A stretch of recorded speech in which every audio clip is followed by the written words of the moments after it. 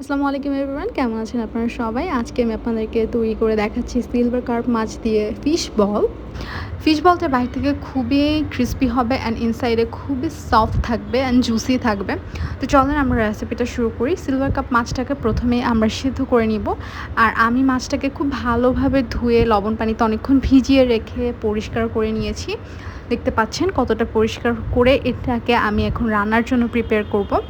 কিছুটা পরিমাণ পানি দিয়ে দিব, খুব বেশি পানি ব্যবহার করতে হবে না। তারপর পানিতে আমরা এখানে দিয়ে দিচ্ছি হলুদের গুঁড়া, লবণ এবং লাল মরিচের গুঁড়া একটু বেশি করেই দিচ্ছি যাতে ঝালটা পারফেক্টলি পৌঁছায়। যেহেতু এই রেসিপিতে আমরা আর লাল মরিচের গুঁড়া ব্যবহার করব না, তাই এখন আমরা একটু বেশি পরিমাণে ব্যবহার করেছি। তারপরে মাছ দুইটা দিয়ে দিলাম।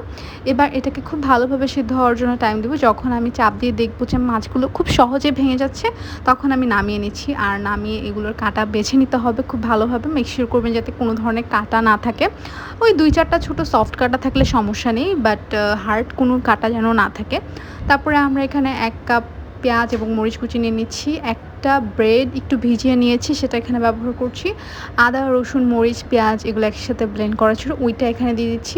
টমেটো সস দিয়ে দিলাম। তারপরে আমরা এখানে ব্যবহার করছি রাঁধুনি মৌরি এবং জিরা গুঁড়া একত্রে পাউডার করা হয়েছিল, সেটা একটু হাতে লবণ দিয়ে সেটা দিয়ে পেঁয়াজ এবং মরিচ একটু মেখে নিলাম। তারপরে সবগুলো উপকরণ একত্রে মাখিয়ে আমরা একটা বাটিতে কিছুটা পরিমাণ ময়দা নিয়ে তাতে একটু পানি এবং একটু লবণ দিয়ে সেটাকে গুলিয়ে নিব। এটা আমরা ডিম এর মতন কাজ করবে, এটার জন্য বাইন্ডিং ক্রিয়েট করতে হেল্প করবে, তাই এটা করলাম। আপনারা এখানে ডিরেক্ট ডিম ব্যবহার করতে পারেন। আউটার লেয়ারের জন্য আমরা আজকে বিস্কিটের গুঁড়া ব্যবহার করব। তো প্রথমে কিছুটা পরিমাণ মাছ নিয়ে আমরা বল করে নিব, তারপরে বিস্কিটের গুঁড়ার উপর গড়িয়ে দেন আমরা আমাদের ময়দার ব্যাটারে ডুবাবো। এভাবে ২ বার করে যখন আপনি বিস্কিটের গুঁড়ার উপর মাছের বলগুলো গড়িয়ে নেবেন, তখন আপনার মাছের আউটার লেয়ারটা খুব বেশি ক্রিস্পি হবে এবং লেয়ারটা খুব বেশি সুন্দর হবে। একে একে আমরা সবগুলো বল তৈরি করে নিয়েছি, এবার আমরা এগুলোকে ভেজে নেব। আমি অল্প কিছুটা পরিমাণ তেল এখানে ব্যবহার করেছি, কারণ এটা মোটামুটি ভালো পরিমাণে তেল নিজের ভিতরে সোক করবে। তেলটা গরম হয়ে যাওয়ার পরে আমরা এখানে সবগুলো বল দিয়ে দিচ্ছি। এটাকে খুব ভালোভাবে উল্টে পাল্টে আমরা ভেজে, যদি হয়ে যায় মন মতন কালার চলে আসলে আমরা উঠিয়ে নিব, কারণ এখানে সবগুলো উপকরণই কিন্তু সেদ্ধ করা এবং পারফেক্টলি কুকড ছিল।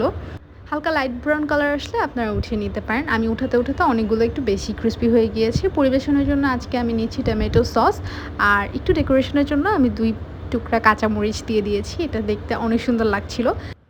শুধু কিন্তু এটা দেখতেই সুন্দর না, এটা খেতেও খুবই ইয়াম্মি হয়েছিল। আপনারা যদি এটা বাসায় ট্রাই করেন তাহলে আমাকে কমেন্ট করে জানাতে পারেন এটা আপনাদের কাছে কেমন লেগেছে। আমার কাছে এটা আলহামদুলিল্লাহ অনেক ভালো লেগেছে। আর আজকের মতন ভিডিওটা এখানেই শেষ করছি। সবাই অনেক অনেক ভালো থাকবেন, সুস্থ থাকবেন। আল্লাহ হাফেজ।